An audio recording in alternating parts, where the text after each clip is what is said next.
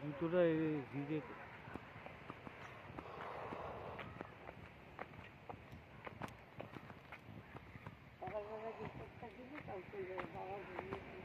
হ্যাঁ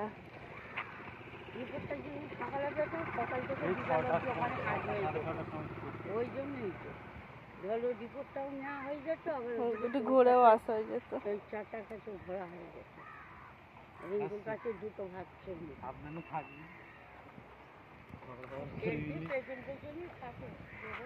কোথায় বেরোয়? মার সাথে তো ঘরে থাকি, সাবধানে কি থাকবে। ওই জন্য তো সেভাবে বসে বসে বললাম, কেউ আসতে বলতে পারবে না যে আমার খুব ভালো ভালো খুব ফোন মারবে। আসছি মা। হ্যাঁ, যে আবার ফোন করবে, তেলটা মেরে নাও আগে। ওইটা দিয়েছি। তোমাদের দাদাভাই চলে গেল বাড়ি, আর আমার ভাইও সকালবেলা 5:30 ভোর 5:30 চলে গেছে কাজে। আর আমি স্নান করলাম, গঙ্গায় গেছিলাম মা আমি, আর স্নান টান করে এসে পুজো করলাম, পুজো টুজো করে এখন বসে আছি। আর আমাদের রান্নার চাপ নেই আজকে, কারণ বাপি বললো, ফোন করলো, বাপি বললো যে আমার আজকে যেতে সন্ধ্যা হবে, তো আমার জন্য রান্না করতে হবে না, তোমরা তোমাদের মতন করে খাবে। তো আজকে শনিবার যেহেতু নিরামিষ, তো ভাত আছে, আর কী করে দেখি মায়ের ঝিয়ে খেয়ে নেবো, ঠিক আছে? তো চলো, আর ব্লগটা এখানেই শেষ করে দিচ্ছি। আর কি দেখাবো, থাক, দুপুরে খাওয়া দাওয়া করে ব্লগ শেষ করে দেবো, ঠিক আছে? হে গাইস, আমার অবস্থাটা দেখো,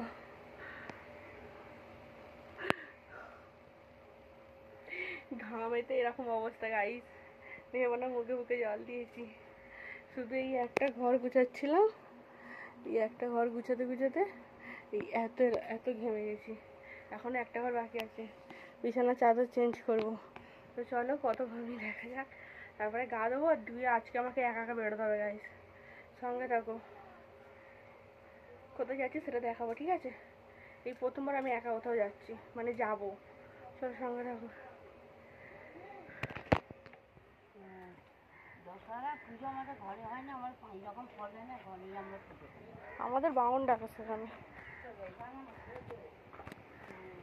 চলো, ভাইয়ের ঘরে চাদর পাল্টাবো না, কারণ মানে ভাইয়ের ঘরে চাদর পাতবো না, কারণ ওর তো ঘরে চাবি থাকবে, চাবি পড়ে যাবে, ভাই নেই এমনিতেও। আর কুত্তা রকি ওখান থেকে বসে বসে দেখছে, এই যে চাদর পাতবো এসছে। তো চলো গাইস, রকির জন্য পাকা চলছে, ঘর পরিষ্কার, শুধু চাদরটা পাতবো, চলো সঙ্গে থাকো।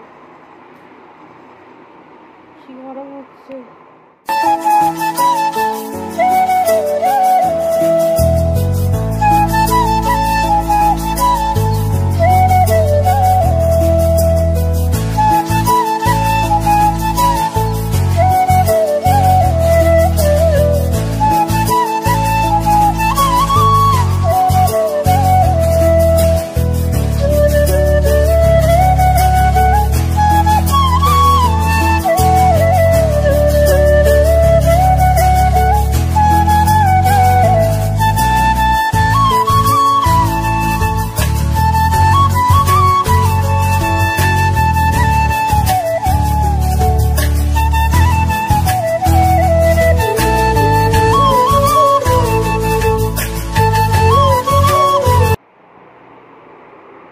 কমপ্লিট। তো চলো গাইস, এবার আমি রেডি হবো, গা ধোবো, ফ্রেশ হবো, রেডি হবো, বেরোবো, ঠিক আছে? বেরোনোর সময় একবারে দেখা হচ্ছে ডিরেক্টলি। চলো, অলরেডি 5:30 বেজে গেছে, অনেকটাই দেরি হয়ে যাবে, আস্তে আস্তে সন্ধ্যে হয়ে যাবে, আমার একা যাবো তো, সেই জন্য কালকে মায়ের সাথে যাবো, ঠিক আছে? সঙ্গে এই বেরালাম, আর দেখো রেডি হয়েছি, তাও ঘেমে চান,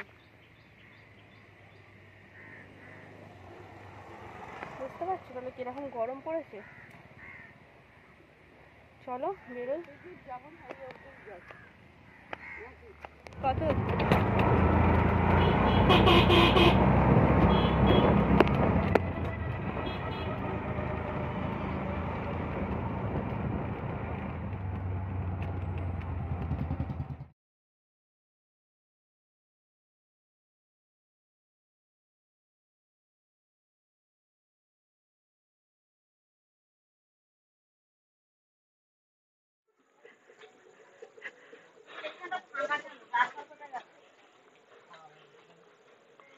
মাথা খারাপ করছিস কেন?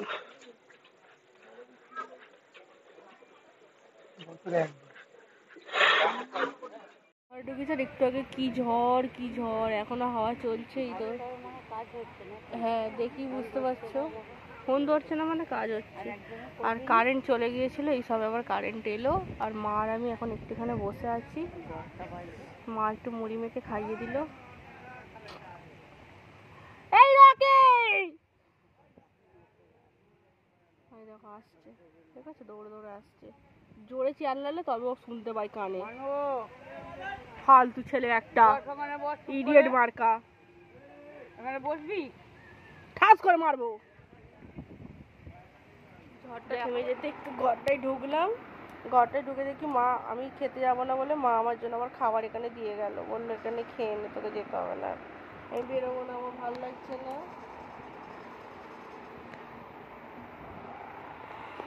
আর আমি তো শুতে পারলেও আছি,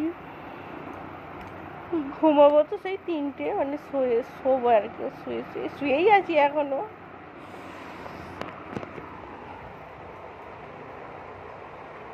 কি করবো, ভাল লাগছে না। কালকে বোন আসবে, সোমবার ঈদের নেমন্তন্ন।